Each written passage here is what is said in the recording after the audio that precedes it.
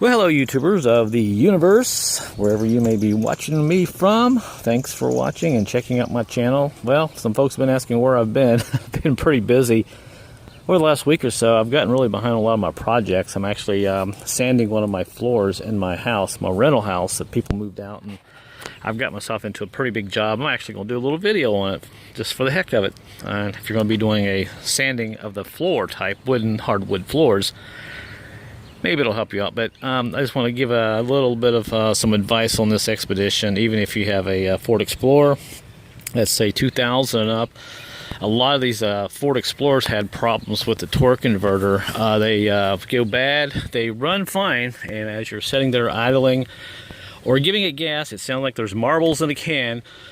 And what happens is springs go bad inside the torque converter, and those are known issues quite often that come up in those Ford Explorers from '02 on up, and that includes the 4.6s and the 4.0, I believe. Now, this is my Expedition. It's a 2000, got the 5.4 in it, and I had the same noise the other day, and I couldn't figure out what was going on. And I just assumed, but the torque converter was getting bad in this. I would start it up and take off, and I would hear this rattling, and it was coming up underneath. So today I decided to go ahead and take a little break from that rental house, sanding those floors, and see what that noise was. So I'm gonna see if I can start this up and see if you can hear it, and this may help you guys out.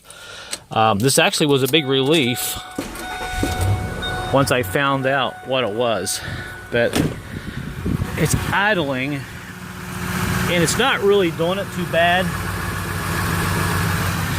But if I go inside and drop it in gear, it might actually do it just enough. It just does it at random times. And let's see if it's going to do it now. Nah, it's not going to do it now. Now, what I found out was, if you have that noise, don't freak out. If you're used to Fords and you're used to working on them, you know what I'm talking about, especially with this torque converter, the spring rattle, marbles in the can. Well, on this one, it turned out, we'll crawl up under here real quick, and I thought I had that problem. Well, there is the transmission, and your torque converter, of course, is right in here. And to replace a torque converter, you have to separate or drop that transmission out of here. Now, in the Expedition, it's pretty easy to do because the exhaust system on this, you can work all the way around it. Now, the Explorers, the '02 and up, forget it. You got to take the exhaust off, and it's a lot more work. So, I've gotten pretty lucky here if I ever have to do this, but I don't think I'm going to have to. So, I found out what my noise was, and there's my catalytic converters. And on this model, I have 4. Yes, you heard me right. 4. Catalytic converters. So what was going on when it was idling and I would go up a hill, something in here in this one catalytic converter has been rattling a little bit, and you can kind of hear it at times,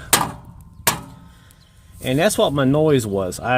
It was so close to the transmission over here, I assumed that's what it was, but it turns out today when it was doing the noise, I was under here with a hammer and tapping around, and if I would put my hammer off to the side between the catalytic converter and frame and pry on a little bit, the noise would quit. Now, I don't know if something has gotten inside the catalytic converter, a piece of dirt, rust, and it's just rattling inside, or there's a rock that's gotten up under this heat shield. I will find out a little bit later, but my noise is definitely over here in this catalytic converter, so I just wanted to kind of show you guys. Now, if you have a bad torque converter and it sounds like there's marbles in the can rattling, it'll obviously be coming from here. Just get your rubber hose, stick it up to your ear, pull your plug off, and let it idle and just listen. And it will especially do it quite a bit. When you give it some throttle and raise the RPM off, you can really hear those that noise in there. And that is usually where that's coming from, but you can pretty much distinguish if it's coming from there or over here if you get under here and just take a hammer and kind of hit around.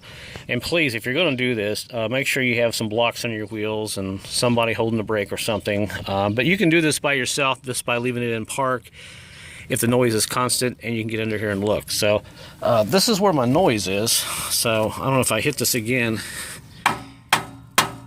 you can, there it is. I think you can hear it there a little bit inside there. rattling. So let me get out of here. It's about 110 degrees out here. So I just wanted to give a little update. I'm still alive, and hopefully within the next week or so I'll get back to normal. I have a lot of projects I have to do, a lot of vehicles to work on, and my channel's really been busy. So just want to give you guys a little update. So there's the story on these 5.4s, and not the 5.4s, the 4.6s, the Ford Explorers, and the Mountaineers. Now, the Mountaineers and the Ford Explorers, they are very notorious for that torque converter rattle. Now on the 5.4s, I don't hear that often that they have that much of an issue, or the 4.6 on the Expeditions. I don't hear that much of there's that much of a problem, but it seems to be more of a Ford Explorer issue from 02 and up. But so far, she's running really good. It's got 139,000 on it, and the only other noise I have is something in the back rattling. I don't know if a leaf spring or a coil spring has come loose or whatever, but when I hit a bump, it kind of rattles. But that was something I will be doing later and doing a video on. And also, I still have my check engine light, which comes on. The PO420, I'm going to have to take this aluminum intake off and replace this gasket, because I know that's where the code's coming from. I've got a slight air leak coming in, not being metered to the computer, and that's why the check engine light is on. All right, so that's it. I'm not going to bore you guys anymore. So if you have that noise, get under there with a hammer and bang around a little bit, because sometimes things just get loose, and it will make you think there's something else going on, especially if you have that torque converter sound maybe coming from under there. That might help you guys out. And trust me, if you will have to replace that torque converter in any of these Expeditions or Ford Explorers, it's a couple grand. Yeah, the part's cheap, but it's the labor that gets you. All right, so I'm gonna go back over my project and work on the house and do some more sanding and try to get that place finished up. Until then, hey, I'll see you guys a little bit later. Thanks for checking out my channel, and if you want, subscribe, and I'll try to answer any questions you have. So until then, later, peeps.